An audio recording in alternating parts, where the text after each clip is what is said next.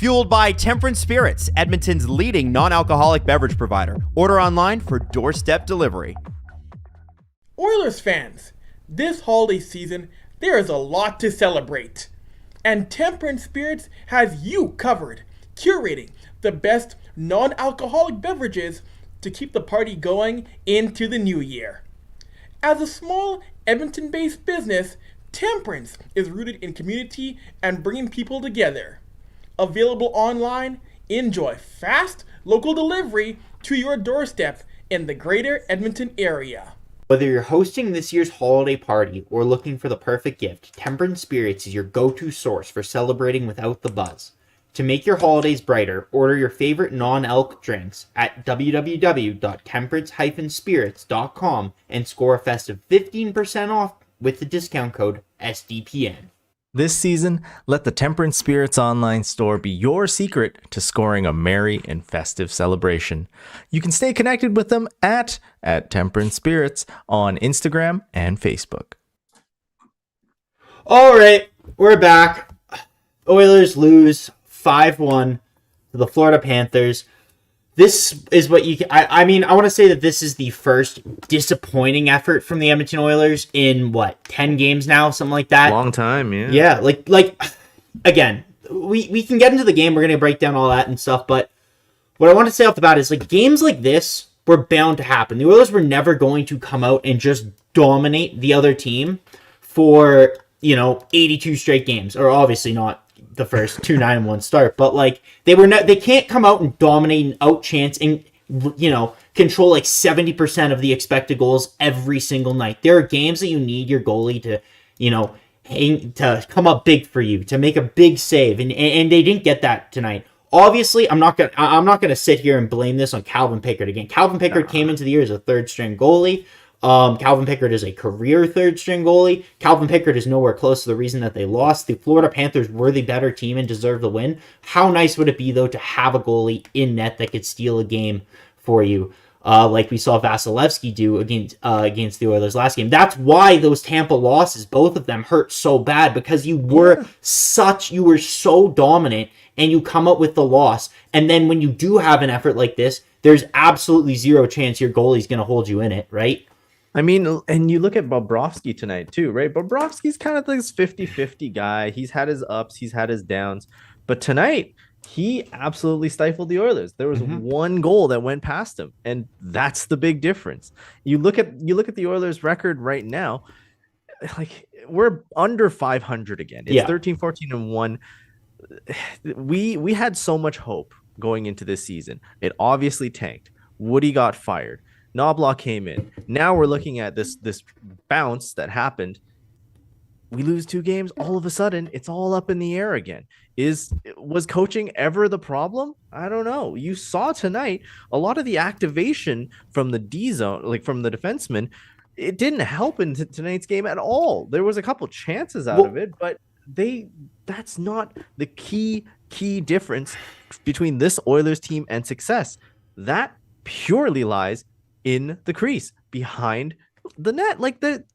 You look at Stuart Skinner last game, 5 goals on 22 shots, right? You look at Calvin Pickard tonight, 5 goals on 39 shots. You look at Jack Campbell tonight, he got pulled for the AHL. I think it was 4 It was goals 4 on 22, something like that. There's just an organizational hole throughout the entire Oilers organization. Rodriguez came in, he did decent. There was 1 goal that went past him, but it's clear now, right? Everyone knew. If you didn't know from the beginning of the year, you know now. Yeah, the goalie problem needs to be fixed. Oh, it's got to be addressed. We can't leave this until Christmas, past Christmas into the new year, trade deadline. You know what our big deadline acquisition is going to be, Zach? It's Jack Campbell coming off of a hot streak. Oh my God! Please no. But yeah, we'll save the rest of the. I'm sure we could talk about goaltending for hours on end here. So let's jump into the game and kind of. It's going to be a consistent theme throughout it. But this kind of goes on that goaltending thing where you see the first shift, Pickard makes a pretty good save. It was a choppy first shift. Nico Mikkola gets a shot from the slot, and Pickard makes a decent save. And then it goes right back the other way. Darnell Nurse in the slot takes a shot. Sergei Bobrovsky makes a really nice save. And then that was the theme the whole first part of the game, right? Bobrovsky, huge save on Ryan Nugent-Hopkins trying to put in Connor McDavid's rebound. Florida's aggressive forecheck definitely gave the Oilers defense a lot of trouble. Florida's one of those really fast, really aggressive teams that can play tenacious hockey, and the Oilers they were been really effective, and they do have some good puck movers, Ekholm Bouchard in particular, but like teams like this that just jump on the defense so hard. For example, Desharnais looked so good the last 10 games. But like tonight, I thought this was probably one of his worst out of the last 10, just because of the pure tenacity that Florida plays with on the forecheck. He's not able to get the puck back. He doesn't have that extra second to make that breakout pass. So, and you look at the Oilers forwards too, right? The success that came recently was that transition. They had moving pucks from the defense core, so they were able to cheat a little bit. They were able to fly the zone a little bit quicker. That came back to bite them multiple times tonight. Florida, their aggressive forecheck, their aggressive penalty kill, everything about this Florida team is so aggressive. They control the pace of the game with this pressure. And as you said, that first couple of shifts from the Oilers, there was an excellent chance there. There were a couple of rebounds. Bobrovsky had the juice. He made the saves when he needed to. Exactly. And then the forecheck leads to the first goal against. Exactly. And that first goal, like, no one's going to sit here and say, oh my God, that's Calvin Pickard's fault. But, for example, you look at the chance that, for example, Warren Fogle had in the second period, where Bobrovsky comes sliding across and makes a huge pad save. That's the difference. Those are the saves that the Oilers have not gotten all season. There's not a single game you could point to where the Oilers goalie has held them in it, has stolen a game, stolen a point. Every other team, Columbus, Minnesota, all the teams at the bottom of the standing, Chicago, look at Peter Mrazek, how he's played there. Like, they get those saves, and they get their goalie standing on their head and making a save. And obviously, you can't ask for that every game. The Oilers really don't even need that. They just need consistent, decent goaltending. And obviously, again, tonight, not Calvin Pickard's fault. But again, you look at the end game, and he's still under a 900 save percentage. The Oilers definitely probably could have gotten more. Bobrovsky was excellent, and Calvin Pickard is the second best goaltender in the game, and you're not going to win many games when you have the second best goaltender, right? They almost did it against Tampa, and they ended up Stuart Skinner ended up selling later on in the game. And again, I'm going to reiterate, that's why those losses to Tampa hurt so much. And again, the Oilers did not have, they had their D- effort. Like, this was not a good game by a ton of Edmonton Oilers, and we can talk about them more specifically. But, like, again, these games are bound to happen. Like, no team goes 82-0. No team wins 9 out of 10 every single game. The thing is, the Oilers, even if the last loss, like, that was in excellent domination. The high danger chances were 28-8. If you do that, you should win. Tonight, even, the high danger chances were 10-9. They were almost dead even, but Bobrovsky stood on his head. He made great saves. And this is a guy who has been very up and down, like you said. He's a guy that Florida at one point was trying to get rid of, 50% retained, and had absolutely zero takers. And then he dragged Florida to the Stanley Cup final. And Florida's a good team, obviously, but Toronto, like, could have won that series. Sergei Bobrovsky stole that series from them. But this is the thing. After that goal, Ryan Nugent-Hopkins, partial breakaway, and Sergei Bobrovsky stops it. 6 minutes in, the shots were 6-6. Throughout the game, the Oilers kind of kept pace. At 30, by the second period, the Oilers actually had the Panthers beat in terms of expected goals. They were ahead. They were the better team about just over 30 minutes through the game, and then it just fell apart. It fell apart on that 1 minute left in the first period when the Flyers, the Panthers scored 2 goals in the last minute on 2 horrible breakdowns. This was not Darnell Nurse and Cody Cece's best period by a long shot, probably their worst period also in the last 10 games. The forwards are caught flying the zone. Some of those old symptoms you talked about from Jay Woodcroft showed up. Draisaitl, I don't know what he was doing on those goals. Obviously, notice I'll never slander Leon Draisaitl. That's about as far as I'll go. But yeah, You look at those 2 goals that went in, right? Both the Montour goal, Tkachuk was right up in Pickard's grill, and Matthew Tkachuk, he's a rat. He's terrible. Like, but you want players like him on your team because he's one of the best players in front of the crease. He makes people mad just by standing there. He will draw the worst out of the opposition's team. And if you're taking penalties on Matthew Tkachuk, that's great for him. You know, he lives and dies by that.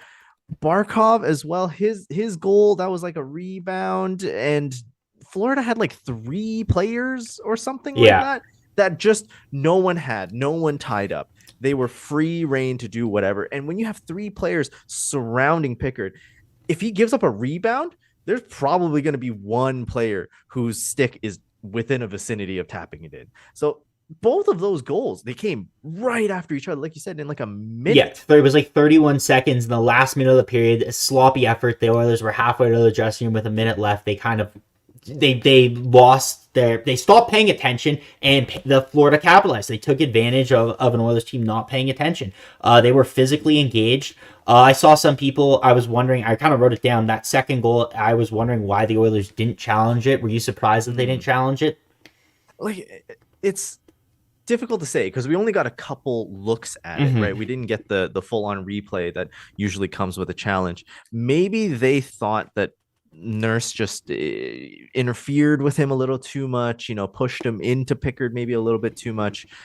We don't have all the angles, but I'm assuming if Pickard is saying, hey, this was an issue, maybe you want to look at this, and it looks like Knobloch did. It looks like the coaching staff took a look at it, and after like a half minute, they went, no, we don't have enough. It's not confident. Let's not throw Florida on the power play. Yeah. But it didn't matter because Florida didn't need the power play to get it done. They got it done within the next like 30 seconds. Well, yeah, exactly. Just start with that goal specifically. I saw the overhead angle floating around on Twitter, and pretty much all of the contact was initiated and done by Darnell Nurse himself, even though Matthew Tkachuk kind of stayed there and lingered there. Darnell Nurse put him there. That was mostly Darnell Nurse. Honestly, it was a pretty good non-challenge by Knobloch, even though in the moment I did think that Chris Knobloch should have challenged it.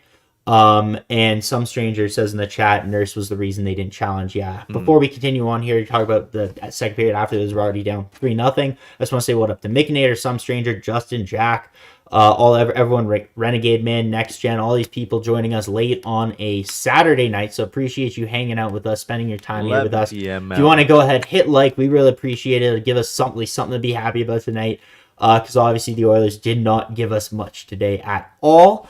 So yeah, we really appreciate you guys coming out. But again, the first period, even though the Oilers were down, the great equalizer, and again, none of the 3 goals you can sit there and say, Calvin Pickard, like, you should have had, those were absolutely brutal garbage goals. The shots were 13-12. It was still relatively close, but again, the great equalizer, goaltending. And when the Oilers aren't able to finish, like you saw Zach Hyman, the puck sitting in the crease, right?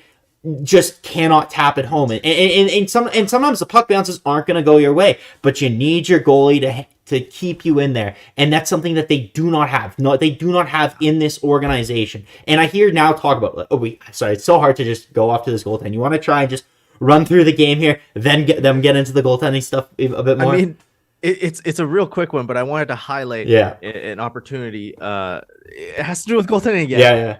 Bobrovsky, right? Early on in the second period, he robs Kulak. Kulak pinched down low. And you saw in the past, like, this defensive activation was doing really well for the Oilers. But if you just have a goalie who's making one more save than you would expect, that might have gone in, might have been Kulak's first goal in a bit, but no, Bobrovsky keeps it out, and that keeps the momentum for a little bit longer in Florida's favor. But there was a shift, like you said, a monumental shift as the Oilers started to pick up. But a lot of that was from, I think, the McDavid, Nuge, and Hyman line. Yeah, definitely. Everyone else was still a little floundery. So when you look at the McDavid, Nuge, Hyman line tonight, like, as far as like their past 10 games, this is probably one of their worst games, actually. And they still were excellent tonight. They didn't capitalize on their chances like they have been. Again, bound to happen, even with the best player in the world. Like, not everything's going to go in hockey. is a game of luck. As much as we like to talk about all this strategy, all this different stats, at the end of the day, a lot of it does come down to luck and a few different bounces here and there, and they didn't get those bounces tonight, and that's when you would hope that the Draisaitl line would be able to chip in, and Draisaitl has been excellent this season. He hasn't been as lucky as he has in the past. He hasn't been getting the bounces, but he's been really good. The problem with Draisaitl, and something that has really been highlighted tonight, when McDavid and Hyman and Nuge cannot put the puck in the back of the net, he's saddled with Foegele and Janmark. Those are bottom six wingers. Janmark's a fourth liner. Foegele on a good day can be a good third liner. Can be invisible. You never know what you're going to get with Warren Foegele. It's so funny. You mentioned it. I want to jump in on Warren Foegele. There was a play that I saw. I can't remember which period it was.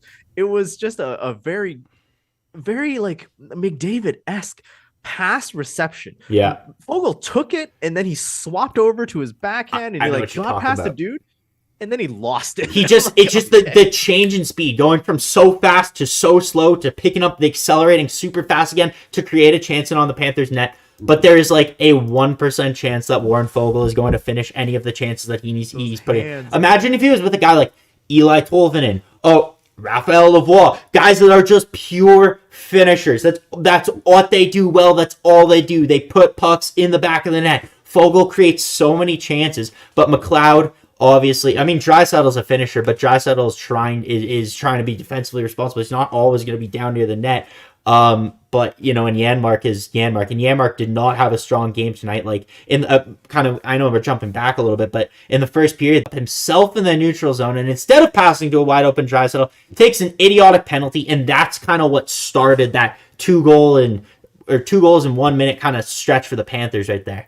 And it's so funny to keep saying it, right? But like Janmark's here for the penalty kill. Yeah, you can't be on the penalty kill if you took the penalty. No, It was really a dumb penalty, and he made a dumb play later on in the game. I believe when the Panthers were on the power play as well, during that Kulak double minor situation, this Janmark completely walked by Sam Bennett, and like just move your feet, man. Like move your feet. If we're going chronologically, we skipped over. I know we did. I looked down at my notes. I saw it, but I just kind of ran with it because I was saying it. I was halfway done saying it, but we'll jump back to that because that was nice. But in the grand scheme of things, it was really didn't really mean much tonight. It was a pretty goal. The first line. Well, yeah, it was the first line. It was an excellent passing play. Matthias Ekholm was up on there. Zach Hyman fishes off, still leads the Oilers in goal scoring. It was an excellent play. We needed more of that tonight. One thing that was really funny kind of after that, before that goal as well, Matthias Ekholm got a breakaway.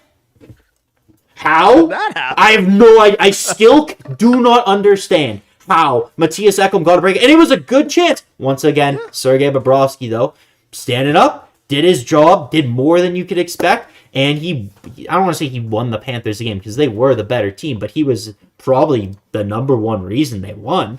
Yeah, well, he disarmed the Kulak chance. He disarmed the Ekholm breakaway. He disarmed numerous CC chances. The CC chances tonight, like all of these, and Nurse had a couple of chances too. Yeah, all of these just stops. Diffused by Bobrovsky. I mean, he's the best cop in the force for that reason, right? Well, yeah, like, and the problem is, like, so if you have a guy a guy outside of Bouchard that is capable of creating offense on defense, and obviously you do need a right shot defenseman, but like goaltending is the first, second, third concern, but in terms of making a trade. But like you see, Leon Draisaitl, beautiful pass. So Leon Draisaitl is on the ice with Nurse, Ceci, Foegele, Janmark. Like, what is he supposed to do? You know what I mean? Like, he passes to Ceci. Ceci, a great opportunity, 100 and whatever games without a goal, the longest active skater in the NHL without scoring a goal. He's on a crazy streak right now. Sportsnet stats. And he double clutches the puck because Cody Ceci is not a finisher. He's not there to score. He's not there to get chances. He's never going to finish those. And he gives Bobrovsky the extra second to get over, and his lateral movement was excellent tonight, something that we have not said about an Oilers goalie all season long, and he's able to stop Ceci. Every chance when the Oilers were able to generate momentum, build off the shift. I thought the line tonight again was excellent. Sam Gagner drew a penalty, created a breakaway, got a penalty shot, and then the Panthers took a abusive official penalty. Imagine Gagner scores on that penalty shot, then the Oilers go on the power play, they score there. It is a different game. And again, the offense isn't going to be crazy every single night. Games like this are bound to happen. That's why you need to win those games. And the Oilers come out in their next couple games and they do dominate. And the Oilers are the number one team in terms of expected goals. They are great on rush defense. They need to, like, the Oilers have to limit chances to such an insane degree for them to be able to come out and win games. And they were able to do what we saw for an 8-game stretch. They did it against Tampa. But, like, it can't happen every single night. It's not going to happen every single night. But the fact that's, like, again, you look at that 8-game win streak, Stuart Skinner only had like a 1.18 goal save above expected in that entire span, right? Like, that tells you that the Oilers were doing an insane job defensively. Yes, Skinner did well. He did exactly his job, and that's what you could expect. If he played like that consistently, it would be great. But the fact of the matter is, Stuart Skinner, more often than not, you don't know. It's a 50-50. If you look at it, it's a 50-50 chance. You're going to get the guy who in Tampa in the third period gives up these weak goals and essentially sells the game when your team gets a franchise record in shots and completely dominates and you get goalie on the other end. At the end of the day, it doesn't really matter. You just can't have the second best goalie every night, and there might be 6 or 7 games this year where the Oilers have had the better goalie on just both ends. Just purely based on goaltending alone, that sinks or swims teams on certain nights, right? And this night was also one of them.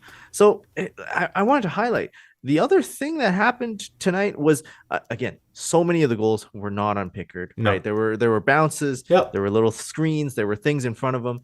On the other end, the key difference, Bobrovsky was so honed in late in the third period. He even made the stop on the deflection off of like Mikola's skate that went into his armpit area. How many times do you see that just kind of catch a goalie and it goes under the armpit or something like that? He was so dialed in. And this is a Panthers team that coming into tonight had been shut out by Vancouver and Seattle. So they were coming in with full force. They were trying their absolute darndest to turn this road trip into just a non-redeemable mess, right? Like this was their last ditch effort to do it, and the Oilers were just not prepared for it on all aspects. It sucks because when you saw that they were shut out back-to-back games, you knew they were going to come out with a good effort. You knew that the Oilers had played like 10 good efforts together. You knew that you could feel this coming a mile away. You knew that this was going to be a game where you had to get better goaltending than the opposition. You needed a stand-on-your-head performance. You knew that Florida was going to come out and put a ton of pucks on net and generate a ton of chances. And they did. They generated more chances than the Edmonton Oilers. They were the better team tonight. The Oilers didn't get goaltending. And again, micro, I'm not upset about this loss. Like, again, I'm still not worried. I know they're a game below 500. Not worried about them making the playoffs. In the micro, I'm not upset about this loss.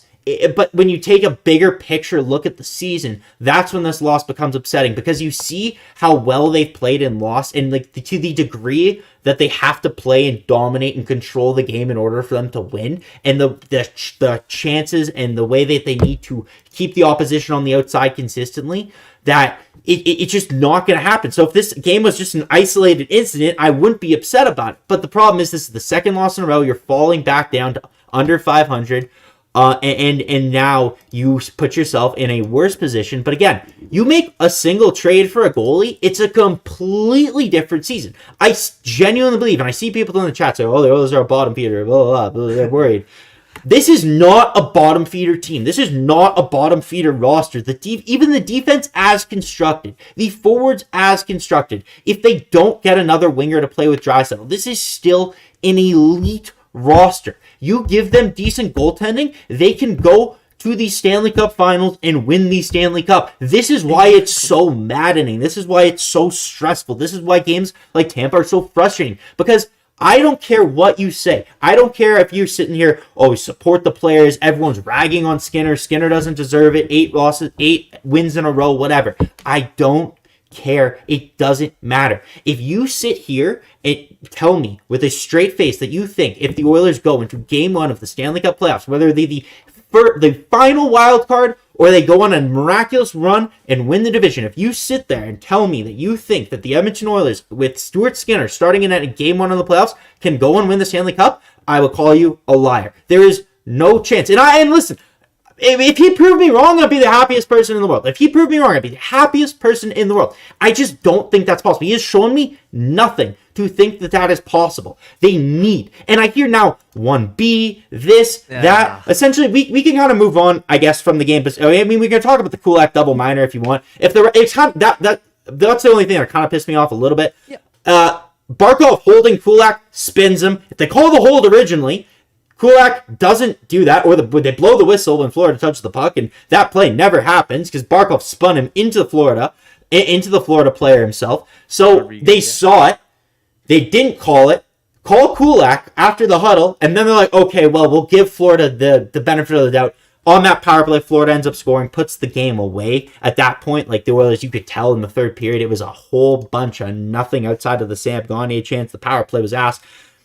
It was over when the third period started, especially considering they came out within like 2 minutes, 1 minute score. Verhaeghe scored again, Yeah, like 21 seconds into the period. So that penalty killed absolutely any chance that the Oilers had to win this hockey game, right? In the second period, they got one past Bobrovsky, and the pace that I've said earlier in the game, that was all dominant Florida, that pressure, it swapped for like 15 minutes.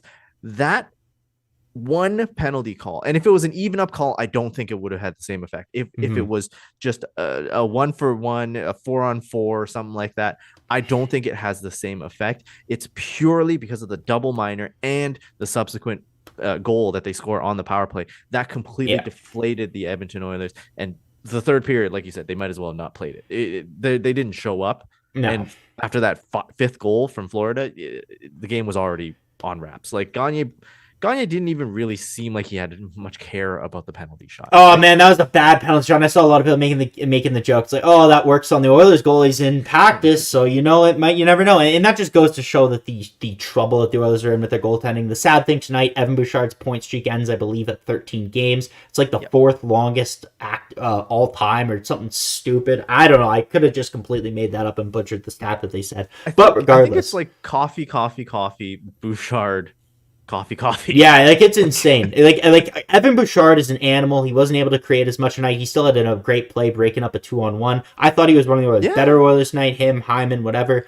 And another effect, if we're still talking about the game before we move on, Derek Ryan also, because we talked last game about how well the fourth line was playing, how Derek Ryan and Gagner have this amazing chemistry, and Hamblin is learning so well.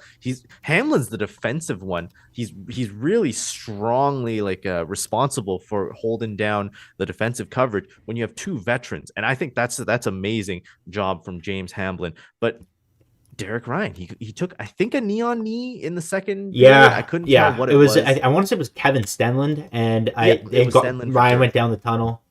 But it was definitely lower body, right? I wasn't sure if it was knee, but he took some sort of lower body injury. He pretty much, I think, didn't play for the rest of the game.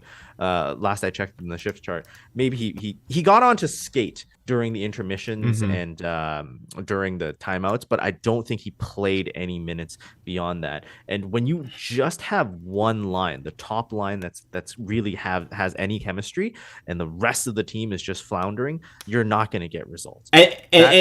What you're saying right there, and I agree with you, you're not going to get results, and that kind of speaks to the next issue that I think we can address. And before we get into that, I just want to ask the chat if they got any press conference questions. We're going to jump into the press conference pretty quick here, but the overall Oilers season, the outlook, playoffs, whatnot.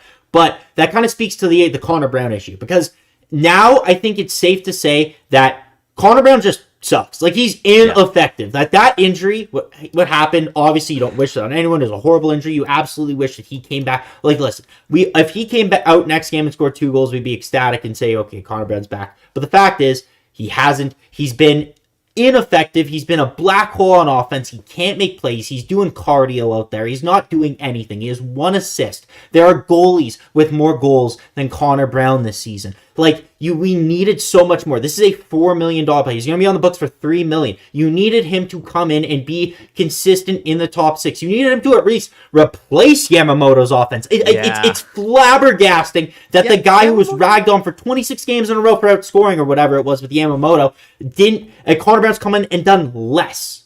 Yamamoto has like what 20 points or something so far. That's insane. I did not know that. Nuts. Wait, he played. And Brown's been stapled. 10 points. Okay, even that 10 points. That's 9 more than Connor Brown.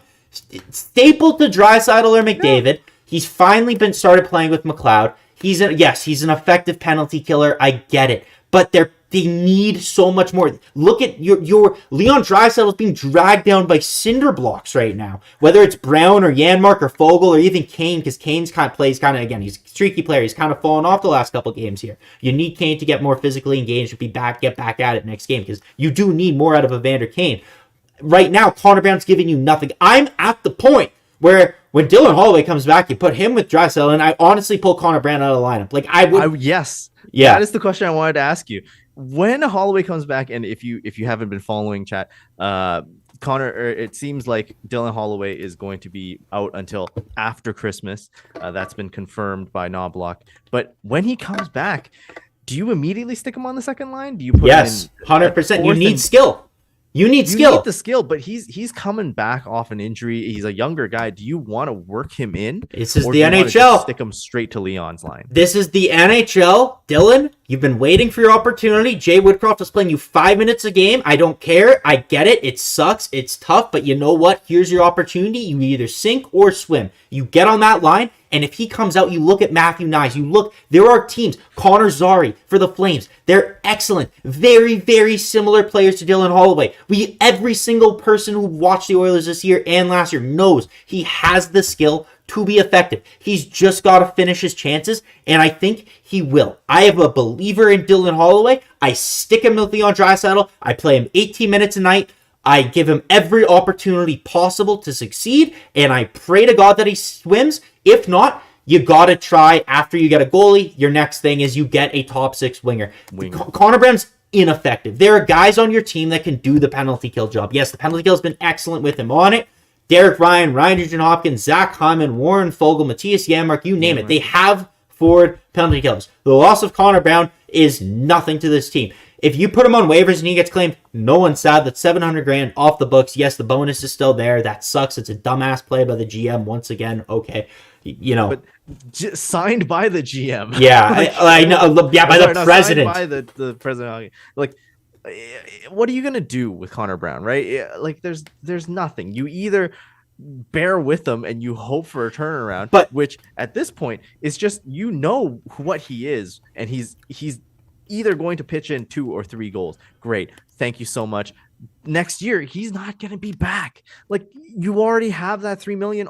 It's stuck on the payroll. So at this point, you're in this to win hockey games. Exactly. He is not giving you any production to insinuate that he'll bring you closer to that goal. So you just have to take him out. I agree with you. I don't think there's anyone on this roster that I want to take out before Connor Brown. So he's going to take Adam Murray's spot. So that fourth line's been excellent. Like with Dylan Holloway, with Warren Fogle, even you see the signs, you see the creativity, you see the lack of finish, you see he's getting close, he's around it, he's stiffing, he's creating chances. With Connor Brown, there's nothing. It's shot in the rafters. It's shot 7 feet wide of the net. It's missed passes to Evander Kane. I get he's really good in the lanes, but that's nothing. Even Matthias Janmark, right? And every time we talk about Matthias Janmark, he's Janmark. Like that's his descriptor. He's just a guy. Mm-hmm. I would take Matthias Janmark over Connor Brown. Matthias Janmark had a 3-point night. I'm not taking Matthias Janmark out of the lineup. Like I think tonight also was probably one of Matthias Janmark's worst games. I feel like when he's in the lineup for too long in a row, or things are going too well, he starts to get lackadaisical. Like you saw it on the play on the penalty kill. He just wasn't moving his feet. He took a dumb penalty tonight, and that's Matthias Janmark at his worst. I think when you ask him to do too much, he starts to act. He starts to get like that. Like he needs to be down around the 12 minutes in ice time. He needs to be penalty kill fourth line positions, and I think he's a really good fourth liner. Honestly, like I think he's a really, really good fourth liner in this league. I think he's playing above his head. They need to plug someone in with Draisaitl with you, and it most likely, if it's not Dylan Holloway, ends up coming in a trade. But that's not something that you can figure out until you figure out the goaltending, and that needs to be done ASAP because this current goaltending. Not good enough. Like, I love the Oilers. I love them. They will not win with this goaltending. They will not be able to win. Because we love them, because we watch them so much, we're ever more critical when the Oilers have a clear hole and they do nothing to address it. But let's move on. Let's get away from all that stuff. I saw one question that I do want to bring to your attention. Just Incredible in chat. Justin Space Credible, great name. Nice list, naughty list. If you're Santa Claus, Santa Zach is here. One player on the Oilers to put on your nice list, one on your naughty list. Oh, my nice list. I mean, how basic? Are we saying no Connor McDavid, or are we? No, I'm gonna say you can put Connor in there. Okay, yeah. Well, Connor McDavid, nice list. Connor Brown, naughty list. That's mine. And Stuart Skinner, Jack Campbell, Ken Holland, naughty. Stole some answers from you. I'm sure it was 1 and 1. A lot of people are getting Cole. Huh? Yeah. No, for the nice list, I'm gonna put Evan Bouchard. Evan Bouchard, great answer. Evan Bouchard has shown so much tenacity in, like, how many times has his name been continually slandered in media? I mean, traditional mainstream media specifically, where he can't defend, he has no urgency, he has no fire in him. Dude is on a straight tear. I'm just incredibly happy with Evan Bouchard and everything he's doing on the ice, how he's coping with everything off the ice. He's on my nice list. Sorry, Connor, you have enough. You have enough accolades. Naughty list, dude. There's so many, but it's gotta be Ken Holland. Yeah, you see everything that is happening. If Ken Holland just shuts the fuck up and says, "Hey, you know what? Goaltending situation, we know about it. Shut the fuck up. Don't say anything else." Right?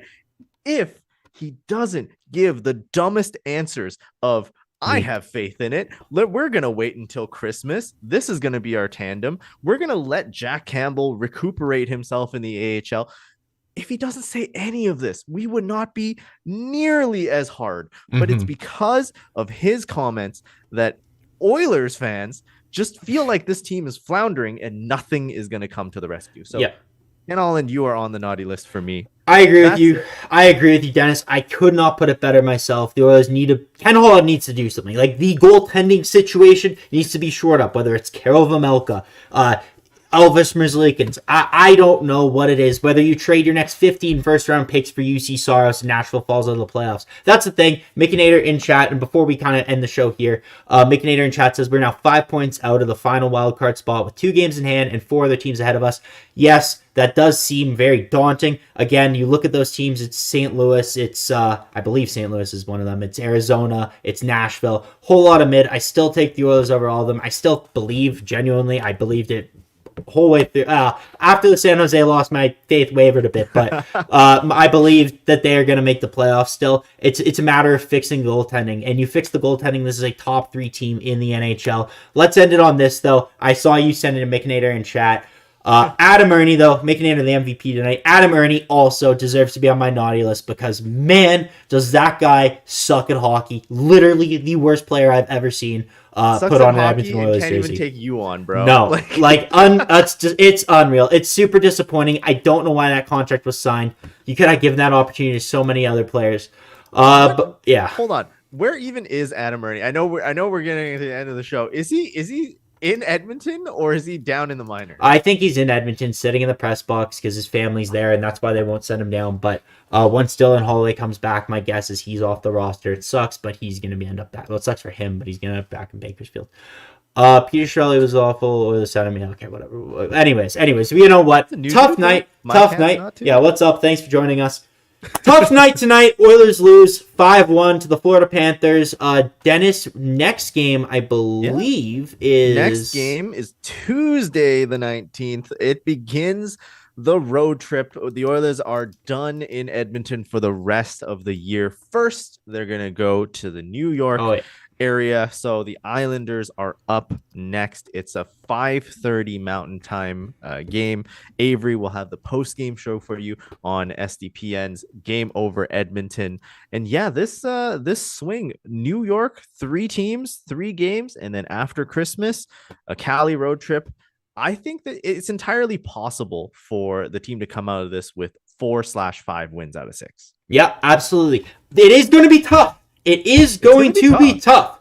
They are a good team. Frankly, what I'm going to say here, it just depends on the goaltending. They got 900 save percentage.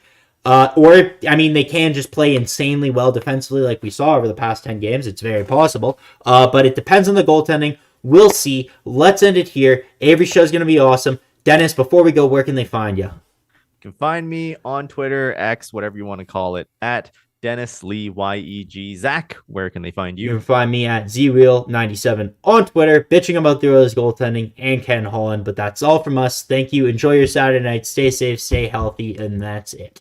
Take care. Bye-bye. We are...